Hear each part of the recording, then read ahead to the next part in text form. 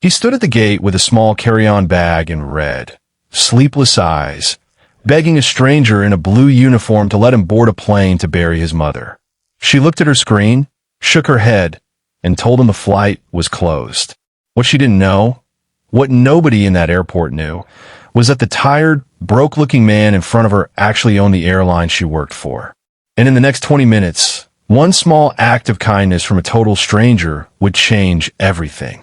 Before we get into this story, if you believe in kindness, if you believe small moments can change everything, hit that subscribe button and tap the like. Drop a comment telling us where you're watching from today. This channel is called Kindness Waves, and every story here is about one thing: how a single act of kindness can ripple out and touch more lives than we ever imagined. Now, let's begin. His name was Daniel Reyes, and on a cold Tuesday morning in March, he was just another tired dad standing in line at a crowded airport in Denver, Colorado. He wore a faded gray hoodie, jeans with a small tear near the knee, and sneakers that had seen better years. In one hand, he held the handle of a scuffed, rolling suitcase. In the other, he held his 8-year-old daughter's hand, her small fingers wrapped tightly around his. Her name was Lily. She had her mother's eyes and her father's stubborn chin, and this morning, she hadn't said a single word since they left the house. She understood, in the way children understand things without fully understanding them, that today was a sad day. Her daddy's mommy, her Grandma Rose, the woman who used to send her hand-knitted mittens every winter and call every Sunday just to hear about her week, had passed away 3 days earlier. And now they were trying to get to Ohio for the funeral. Daniel wasn't just any passenger that morning. Most people at the airport had no idea who he really was. To the woman behind the check-in counter, to the security guard waving people through, to every stranger rushing past with their own suitcases and their own worries, he looked like an ordinary, slightly exhausted single father trying to make an early flight. Nobody looked twice at him. Nobody could have guessed that the tired man standing quietly in that line was the sole owner of Skyline Air Group, a private aviation company that operated over 60 jets across the country, along with a chain of regional airline partnerships that touched nearly every major airport in the United States. Daniel had built that empire from nothing. He grew up in a small rented house outside Akron, Ohio, raised by his mother alone after his father left when he was 4 years old. His mother, Rose, worked double shifts at a diner for years just to keep food on the table and the lights on. She never had much, but she gave Daniel everything that mattered. She taught him to work hard, to be humble, and most importantly, she taught him to always be kind, even when kindness wasn't easy, even when nobody was watching. Daniel never forgot that lesson. Even after he built his company from a single lease cargo plane into a multi-billion-dollar aviation empire, he kept living simply. He drove an old pickup truck. He wore plain clothes. He rarely told people who he was unless it was necessary, because he wanted to see how people treated him. Not his money, not his name, just him. It was a habit his mother had planted in him decades earlier, when she used to say, "Danny, you'll learn more about a person's heart by how they treat someone who can't do anything for them than by how they treat someone who can do everything for them." That morning, none of Daniel's wealth mattered. He wasn't thinking about his company, his jets, or his empire. He was thinking about his mother lying in a funeral home 3 states away, about the promise he made to her before she passed, that he would be there, standing beside her casket, holding his daughter's hand, saying goodbye the way she deserved. He had booked a commercial flight instead of using one of his own private jets, because the nearest available Skyline aircraft was 2 states away being serviced, and there simply wasn't time to wait. So instead, he did what millions of ordinary Americans do every single day. He stood in line, boarding pass in hand, hoping everything would go smoothly. But it didn't. As Daniel approached the gate, he noticed the flight status on the screen above him blinking in red letters. Delayed. A knot formed in his stomach. He checked his watch. The funeral was scheduled for 2 o'clock the next day, and this connection was his last realistic chance to make it in time. If this flight was delayed too long, He would miss his connecting flight in Chicago, and there might not be another way to get to Ohio before the service began. He walked up to the gate counter, where a young airline employee named Carol was typing quickly on her keyboard, her brow furrowed with the stress of an already difficult morning. Storms rolling through the Midwest had caused a chain reaction of delays and cancellations across the entire network, and gate agents everywhere were fielding a flood of frustrated, exhausted travelers. "Excuse me," Daniel said gently, his voice tired but polite. "I saw the delay. I have a tight connection in Chicago. I need to get to my mother's funeral in Ohio tomorrow. Is there any way to know if I'll make the connection?" Carol glanced up at him, her eyes tired, her patience clearly worn thin from hours of similar questions. "Sir, I understand, but I can't guarantee anything right now. Weather's affecting everything. I'll do what I can, but please take a seat, and we'll update everyone as soon as we know more." Daniel nodded, thanked her, and walked back to where Lily sat waiting, her small legs swinging over the edge of the airport chair, her stuffed rabbit clutched tightly to her chest. He sat down beside her, wrapped his arm around her shoulders, and whispered that everything would be okay, even though, in that moment, he wasn't entirely sure himself. 45 minutes later, the delay turned into something worse. An announcement crackled over the intercom. The flight had been canceled due to a mechanical issue combined with the ongoing storm system. A collective groan rippled through the waiting area as passengers scrambled to their phones, some already calling airlines, others rushing toward the counter to rebook. Daniel felt his chest tighten. He walked quickly to the counter, Lily trailing behind him, still holding her rabbit. By the time he reached the front of the line, nearly a dozen passengers were now ahead of him, all desperate for the same limited number of seats on the next available flights. When it was finally his turn, he explained his situation again, this time with more urgency in his voice. "Please, I have to be in Ohio by tomorrow afternoon. It's for my mother's funeral. Is there any flight, any route, anything at all that could get us there in time?" The gate agent this time was a heavy-set man named Gary, clearly overwhelmed, his tie loosened, sweat on his brow from the chaos of rebooking dozens of anxious travelers. He typed for a moment, sighed, and shook his head. "I'm sorry, sir. Every flight through Chicago and Detroit is either full or canceled because of the storm. The earliest I can get you to Ohio is 2 days from now, and that's not guaranteed either." Daniel felt something inside him crack. 2 days. The funeral was tomorrow. He wouldn't make it in time to say goodbye. He wouldn't be able to stand beside his mother's casket like he promised. He looked down at Lily, whose eyes had welled up with tears, not fully understanding the words being exchanged, but sensing the heaviness in the air.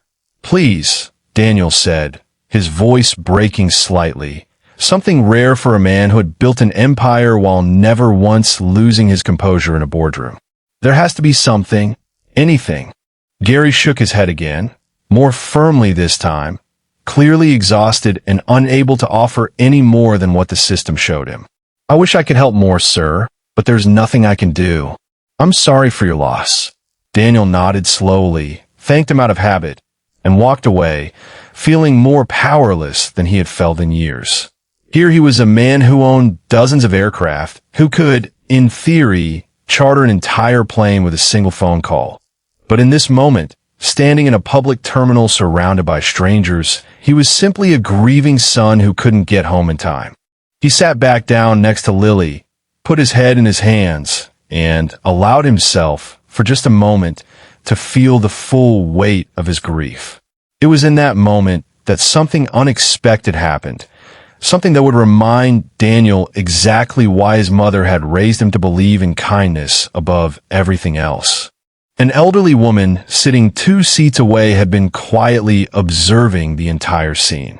Her name was Evelyn Carter, a 71-year-old retired schoolteacher from Cleveland, Ohio, who had been visiting her granddaughter in Denver and was now on her way back home. She wore a simple cardigan, sensible shoes, and carried a small floral tote bag. She had overheard every word of Daniel's conversation with the gate agents, and she had watched his shoulders sink lower with each rejection. Evelyn didn't know who Daniel was. She didn't know about Skyline Air Group, or the 60 jets, or the billions of dollars. All she saw was a father in pain, and a little girl clutching a stuffed rabbit, both of them stranded far from where they needed to be. And so, without a second thought, she got up from her seat, walked over, and sat down beside them. "Excuse me," she said softly. "I couldn't help but overhear. I'm so sorry about your mother." Daniel looked up, startled, wiping quickly at his eyes. "Thank you," he managed to say. Evelyn reached in her tote bag and pulled out a small pack of tissues, offering them to him. "Here, airports are the worst place to cry, but sometimes there's no avoiding it."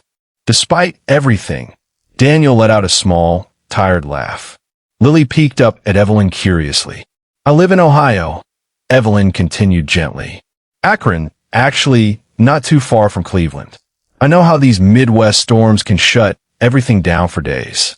It's not fair, especially not today of all days." Daniel nodded, wiping his face with the tissue. "I don't know what to do. I promised her I'd be there. I promised my mom." Evelyn placed a gentle hand on his arm. "Can I tell you something my late husband used to say? He used to say that when the front door closes, sometimes you just have to look for a window. It might not be the way you planned, but there's almost always another way, if you're willing to look for it." She then reached in her bag again and pulled out her phone.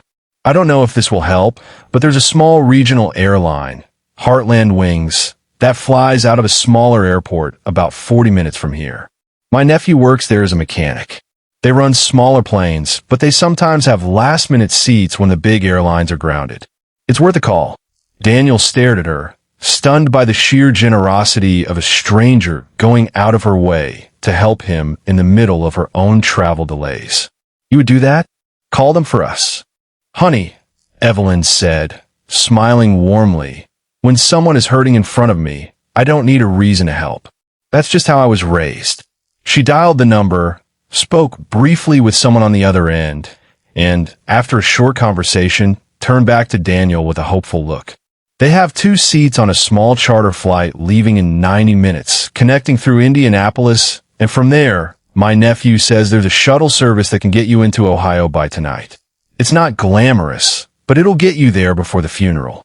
Daniel felt a wave of relief and disbelief wash over him at once.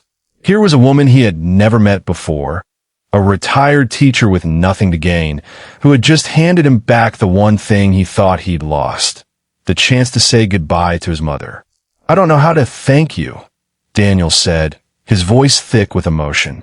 Evelyn simply smiled. "You don't have to thank me. Just promise me you'll go hug that little girl tight tonight, and remember this feeling the next time you see someone else in trouble. That's thanks enough." Daniel and Lily rushed to gather their things, and within the hour, they were on a small 16-seat charter plane, flying through patchy clouds toward Indianapolis. Lily fell asleep against his shoulder somewhere over Illinois, her small hand still holding onto his sleeve even in sleep. Daniel stared out the window, watching the endless fields below, thinking about his mother, about Evelyn, and about how one small act of kindness from a complete stranger had just changed the entire trajectory of his day, and possibly the most important day of his year. They landed in Indianapolis just after 5 in the evening. True to Evelyn's word, her nephew had arranged for a shuttle service to be waiting for them, driven by a friendly older man named Walter, who talked about his grandkids the entire 2-hour drive into Ohio, trying his best to keep Daniel's mind occupied. They arrived at the funeral home just after 8 that night, exhausted but intact, in time to see his mother one last time before the service the next day. The funeral took place the following afternoon under a soft gray sky, fitting for the somber occasion. Daniel stood at the front, Lily's small hand in his, as friends, neighbors, and former co-workers of his mother shared stories about her kindness, her warmth, and the way she had touched so many lives over the decades, often through the smallest gestures: a warm meal for a struggling neighbor, a listening ear for a grieving widow, handwritten letters to soldiers overseas. As Daniel stood there listening to story after story, he realized something profound. His mother's legacy wasn't measured in money or status.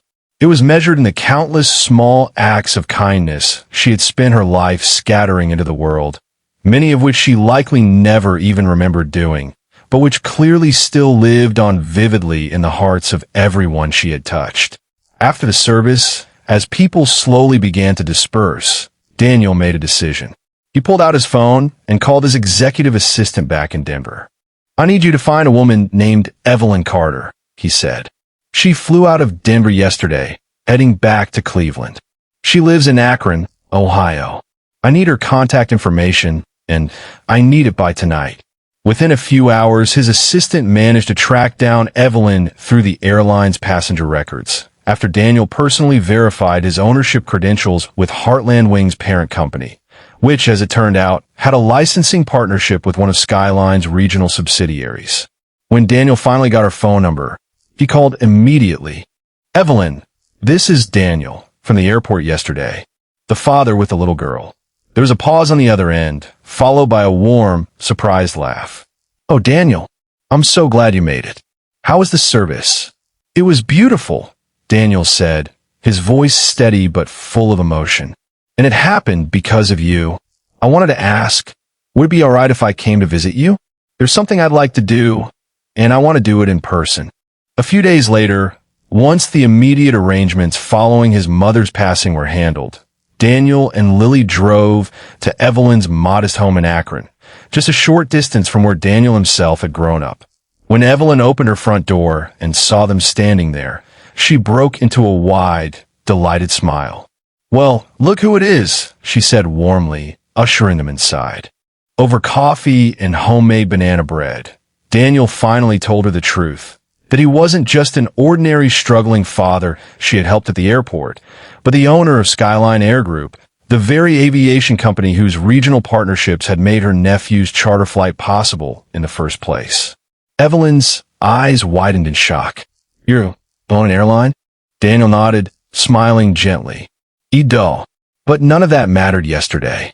What mattered was that you saw a stranger in pain, and instead of walking past, you stopped to help. You didn't know who I was, and it wouldn't have mattered to you either way. That's exactly why what you did meant so much." Evelyn shook her head, humbled.